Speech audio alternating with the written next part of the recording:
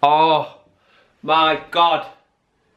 This is the face of a man who is sweater, who's done the entire Friday Night Rant. Underneath this camera is a piece of paper with all the points I need to talk about. Drank half my drink.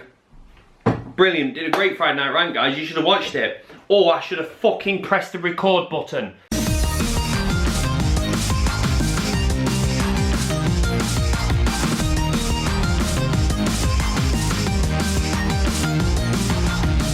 So yes, I am very deflated now. I've just done the entire Friday Night Rant and I had to do it fast because the heat is here in Britain, and as you can probably see, I'm very sweater. So I thought I'll get in this room, I'll get it done, 15 minutes, in, out.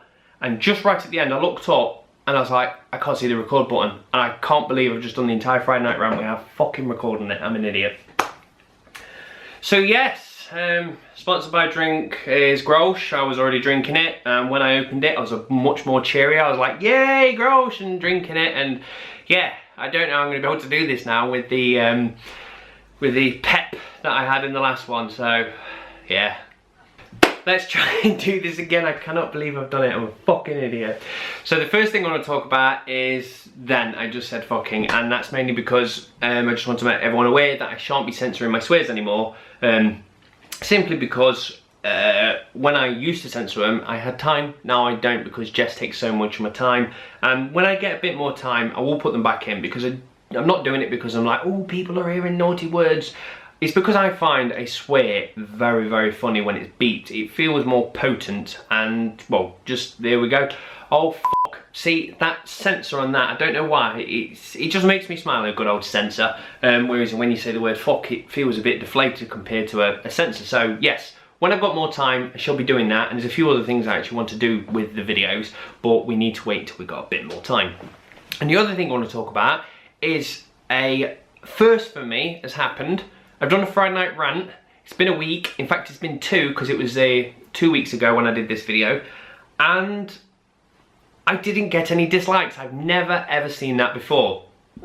Now I don't know if that's because my trolls have disappeared, or they're unaware that I'm awake again, or it's because I had a topic and people really wasn't angry with my points. But I know, because I've said the words, I didn't get a dislike. It came out of my mouth, and that means a troll's gone boink, and they're going to find the video and dislike it. So guess what? I've done it before you have. I don't know why, it felt very nice doing it. So one of the things I want to quickly talk about is something I meant to talk about last week. I did talk about today, aka 20 minutes ago, and obviously I didn't film it. So it is Ready Player One. Now, it's a fantastic book, and it's written by Ernest Cline. Now, when I did the video originally, I said Clint Eastwood for some stupid reason. Then I realised I did it, then I laughed about it, and a funny joke came out about it. It was very good, it was organic, it was great, you should have saw it. But anywho, I didn't film it. So yes, Ready Player One is now being turned into a movie, which I find fantastic, because normally when it's a gaming related thing being turned into a movie, we're pretty much guaranteed it's going to be bullshit, it's going to be a load of crap, and it's not worth watching. But Ready Player One is a gaming book, and I feel like a book can be put onto the big screen so much easier than a game can itself. And because it's gaming related, I'm really excited to see this movie. So if you're a fan of the book, good news, we're getting the movie. And if you haven't read the book and you are a gamer, which I assume so because you're staring at me, definitely go and read it. Even if you can't be asked to read books or anything like that, it's worth just getting this one book because it's fantastic. So let's have my big rant again. Hooray, let's have another drink of Grolsch. So the thing I want to talk about this week, the big rant as such, is Kickstarter. Now, the idea of Kickstarter originally was great. People go, I've got an idea, but I haven't got any money. So here's my idea, and please give me some money, and in return, we will get to make this game or whatever it is.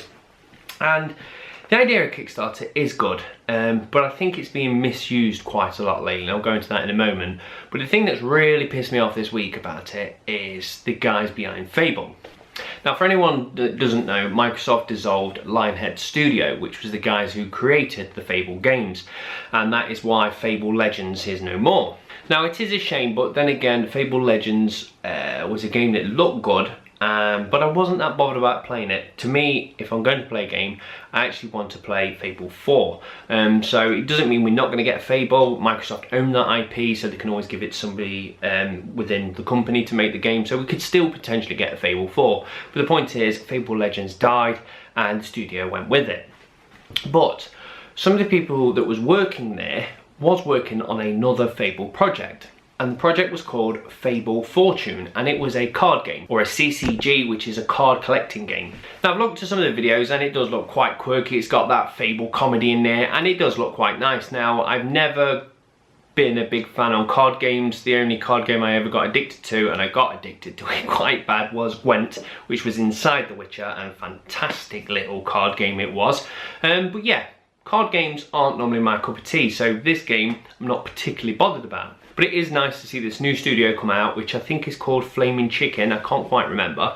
And they said they want to make Lionhead / Bullfrog style games, which is fantastic. So I'm hoping once this game's out, they're going to go into the more of a sim theme kind of games like Bullfrog used to. And if they go down that direction, they're definitely going to make a fan out of me.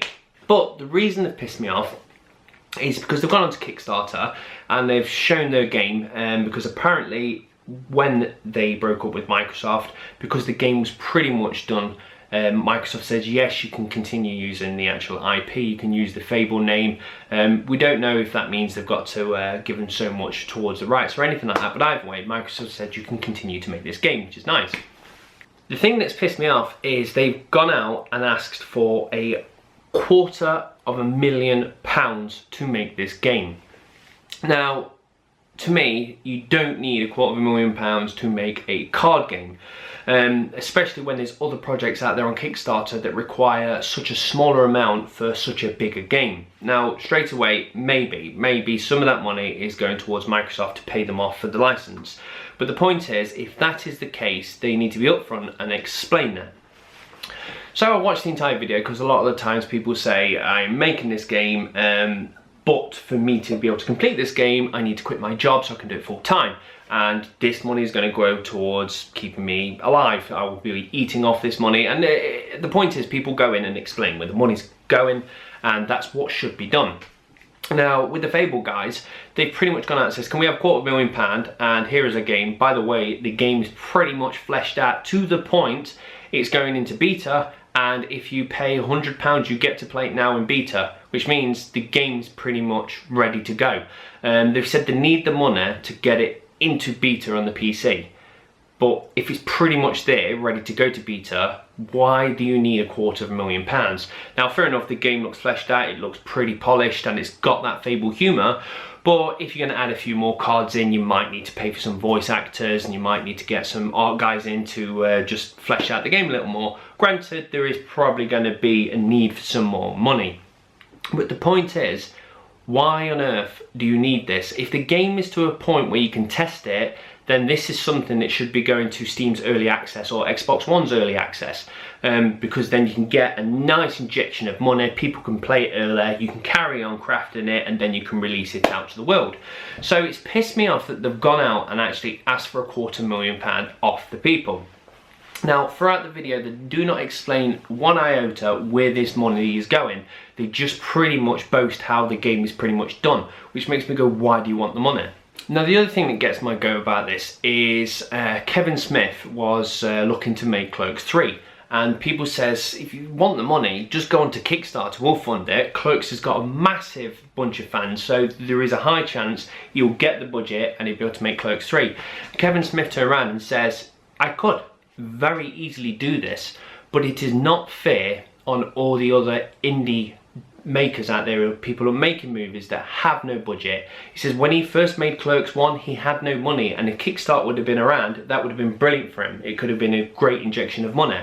But the point, if someone is established and they have alternative ways of making money, then going to Kickstarter and taking some of that pot for themselves isn't fair on the people that do need it, the people that have never made a game before, never made a movie, or they've made a few but they've not made enough money to keep themselves afloat. That's the point of Kickstarter. So it just feels very greedy. What I'm worried about is some people are going, right, we're going to make this game and we're pretty much ready to go, so we're going to sell it and we're going to make a lot of money off all these people, but but we could also pretend we need some money and ask them to give us some money, and we can double dip. And I feel like a lot of people are doing that now, and I do feel like this is potentially one of them cases. Now, like I said, it might be because they need a lot of money to pay off Microsoft. If that's the case, they should say it in the video so we go, ah, right, that's where our money's going. Yeah, it's recording. And the other thing which is dangerous about Kickstarter as well is, as an investor, and that is what you aren't protected, nor do you get the normal rights of an investor. Now, there's been a few games that have just gone overnight, and one of them that comes to mind is Ant Simulator. Now, this game looked really interesting. It's not like a stupid parody game like Goat Simulator. You was playing as an ant, and it looked fantastic. I was watching these development videos, and as it was getting closer and closer, the game looked glorious, and it really looked like something which was different, and I was like, I could see myself potentially playing this. But the point is, the guy that was making the game was the main developer and also just the heart and soul of the game. So as he's typing away and doing this game and he got his funding, little did he know the business manager in the background was taking the money and buying coke and hookers with the money, and everybody else was going out having a wild time with the cash while this poor sap was sat there making the game. And obviously there's no more money, which means no more game. And the best thing is as well, the guy that was spending all the money says he's not allowed to release the game with his own studio because he owns a part of the rights, which was lovely of him. There was another game coming out, and I think that went under again because the business manager decided to build a house with the money instead of making a game, which is fantastic. And time again I read articles about, sometimes it's just tech things, so I think there was the world's smallest watch was being made, and I think that got 1 million or maybe more, and that never got to market. They said they had a few problems with the manufacturers. Excuse, we now only have 30k left, which makes you go, where did the money go? And that's the problem. Normally as an investor you'd be able to say, okay, can I have a look at your books, let's see where the money's going, how much are you spending, are you on target? But as a Kickstarter investor, you throw them your money, you sit back, you're in the dark, and you go, I hope there's going to be a blog post soon. And that's all you get from it. So yes, Kickstarter is great. I have backed a few things. I backed Broken Sword. There was Kingdom Come, and that asked for £300,000, which is only an extra 50 grand more than the Fable game, and that bloody shows where the money goes from, because that game had to build everything from the ground up. It's a proper medieval sword fighting physics simulator with, it looks like just a great combat and then like Witcher bolted on. It looks really, really good, and they've had to do mocaps, voices, everything. You can see £300,000, well, it wasn't in the end, they actually got 1.1 million because it looks so good, but the point is you can see where the money's been spent and they're constantly updating you. So yes, I've backed a few Kickstarters, but I am very dubious now of, one, will this game see the light of day, and two, did they really need the money? Are they okay funding it themselves, but they thought, I know, let's double dip. So yes, just be very wary about what you back now on Kickstarter. I'm gonna kick off. I'm gonna kick off. It's hot. My beer's warm. I'm sweaty, and I can't even see myself. Let me flip this round. And we're gonna try again. The camera's just turned off. I don't know what I've done. I've done something wrong with the settings.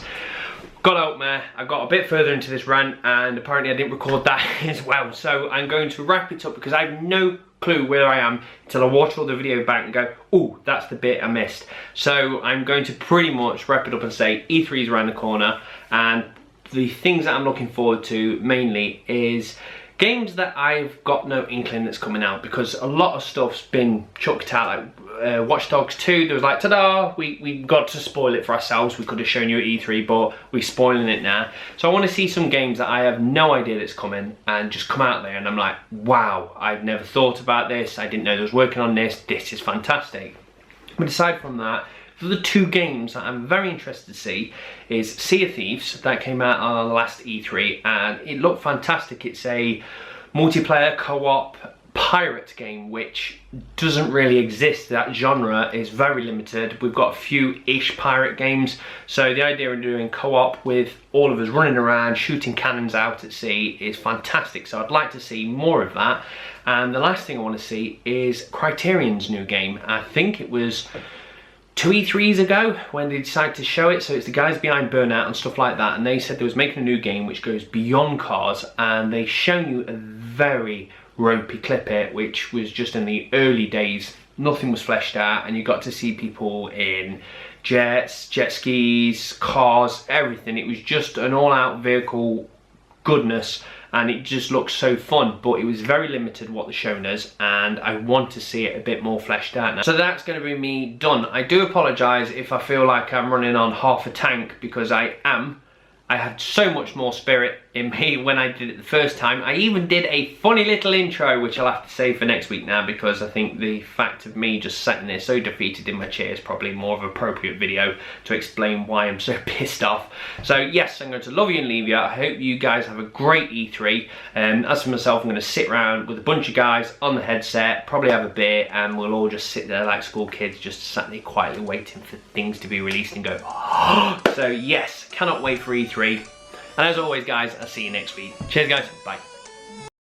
I hate Friday Night Rant because I drink a warm beer in a room that makes me sweaty. It makes me sweaty. And then I forget to press the record button because I'm a knobhead.